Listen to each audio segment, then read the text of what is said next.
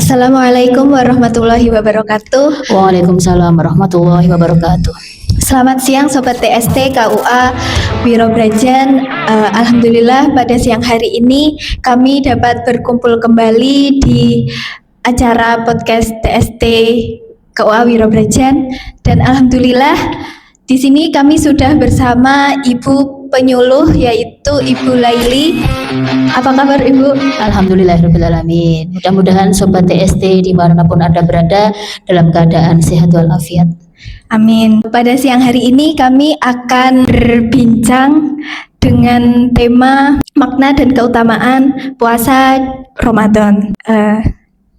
Pertama nih Bu, saya ingin mengetahui terlebih dahulu apa makna puasa Ramadan ini menurut pendapat Ibu? Oh ya, makna puasa. Puasa itu bisa dimaknai secara bahasa ya Mbak.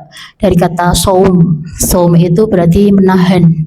Nah, secara syariat itu juga puasa itu bisa diartikan menahan dari makan dan minum mulai dari terbit fajar sampai terbenam matahari. Tak terkecuali itu, menahan itu nggak cuma secara fisik ya, tapi juga secara batin itu juga yang lebih penting, yaitu menahan untuk kita tidak emosi, lebih bersabar, menjaga lisan, terus berempati kepada sesama. Nah itu makna puasa secara keseluruhan itu Mbak. Ya, Masya Allah ya. Untuk keutamaannya nih Bu, untuk keutamaan puasa Ramadan ini seperti apa sih Bu menurut pendapat Ibu? Ya, puasa Ramadan itu suatu ibadah yang istimewa ya Mbak ya. Itu kan Allah memerintahkan kita untuk menjalankan ibadah selama sebulan penuh. Nah, keutamaannya yaitu salah satunya puasa itu ibadah yang paling istimewa. Terus menghapuskan dosa. Nah, dosa yang kita lakukan, insya Allah kalau kita benar-benar bertaubat, insya Allah dosa-dosa yang pernah kita lakukan itu akan diampuni oleh Allah.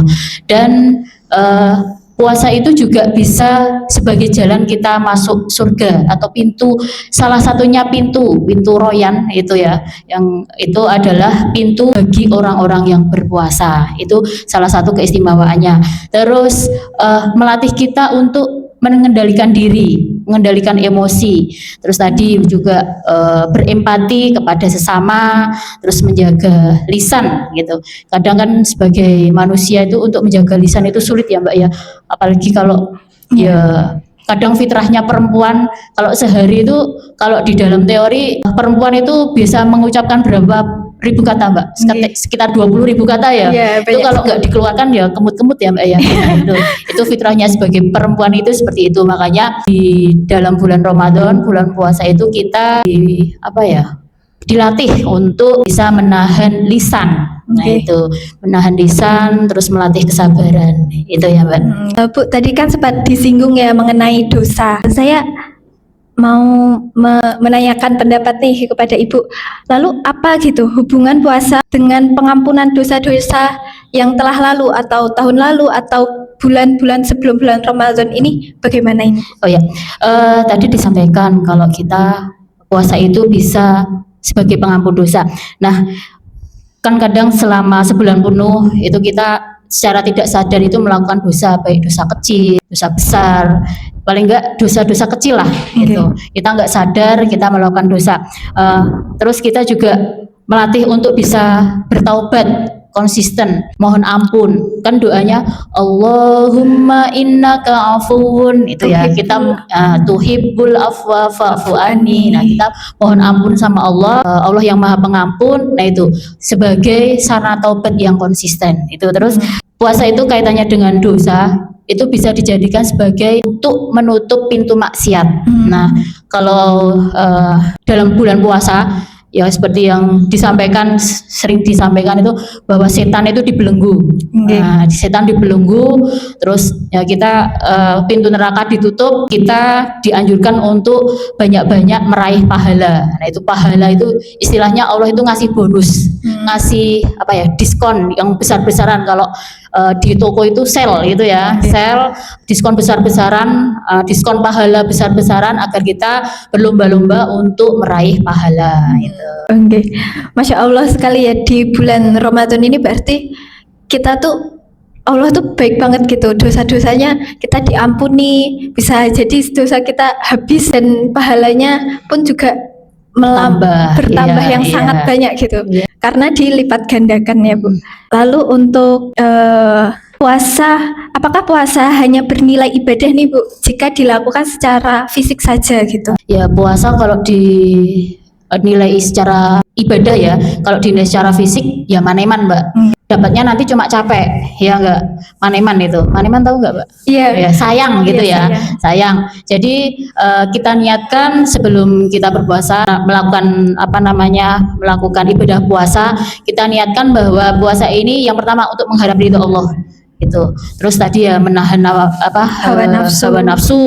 Yang pertama kan menahan makan dan minum, yang kedua hawa nafsu. Jadi melatih kesabaran, menjaga lisan, terus sikap berempati dengan sesama. Terus nanti dari awal Ramadan sampai akhir Ramadan kita juga diperintahkan untuk saling berbagi, meringankan beban saudara-saudara kita yang kekurangan. Nah, itu jadi secara puasa itu bukan sekedar puasa secara fisik tapi juga secara batin.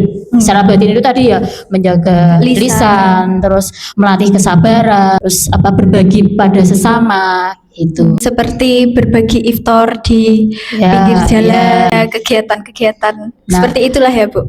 Karena orang yang memberi buka kepada orang yang berpuasa itu pahalanya seperti orang yang berpuasa itu. Makanya Allah itu di dalam bulan puasa itu luar biasa memberikan obral pahala yang sebanyak-banyaknya. Untuk itu ya Sobat TST yang saya cintai, besok mudah-mudahan dalam bulan puasa itu kita diberi kemudahan dalam menjalankan ibadah puasa, terus diberi kesehatan, terus diringankan. Nah, itu yang penting, diringankan dalam menjalankan ibadah puasa dari awal sampai akhir tanpa ada hal rintangan gitu. Amin.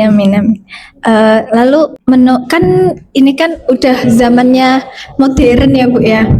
Kan pasti banyak banget nih Bu godaan-godaannya di zaman modern. Iya, tentu. Seperti dari internet, lalu tontonan FYP kayak gitu kan bermacam-macam sekali ya Bu. Apalagi ini bulan Ramadan nih, tambah besar sekali lah tantangannya. Godaannya gitu. Menurut Ibu bagaimana Ibu untuk kita tuh menghadapi tantangan tersebut di era zaman modern ini untuk menjalankan puasa itu dan bagaimana solusinya? Oh ya, iya. Yang penting ini ya, ini kalau diistilahkan itu seperti setan kotak. Nah, itu kalau kita gepeng.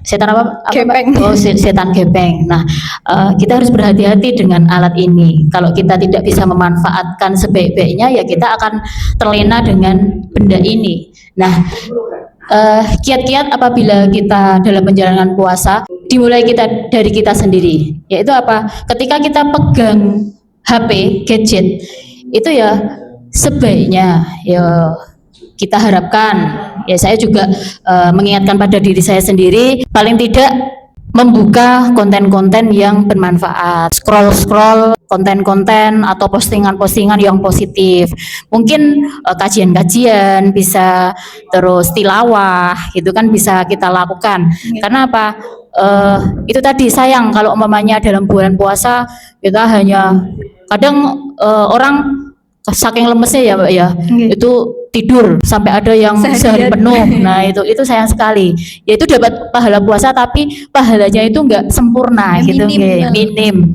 terkurangi juga.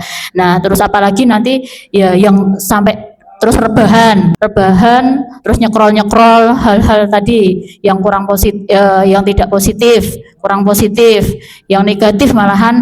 Nah itu sayang sekali akan mengurangi pahala puasa. Jadi ya kiat-kiatnya kita mulai dari diri sendiri, kita lakukan hal-hal yang bisa menambah pahala puasa lewat gadget ini. Tadi bisa buka kajian, terus melihat konten-konten yang Islami, tilawah gitu. Jadi makna dan keutamaan puasa itu dapat disimpulkan ya bahwa kita tuh di bulan Ramadan ini, bulan puasa Ramadan itu harus memanfaatkan waktu yang sebaik-baiknya dengan cara melakukan kegiatan-kegiatan yang bermanfaat. Kalau misalkan ingin tetap memegang HP ya kita membuka YouTube, mendengarkan podcast Ustadz atau tilawah-tilawah lainnya begitu. Ya enggak, Bu?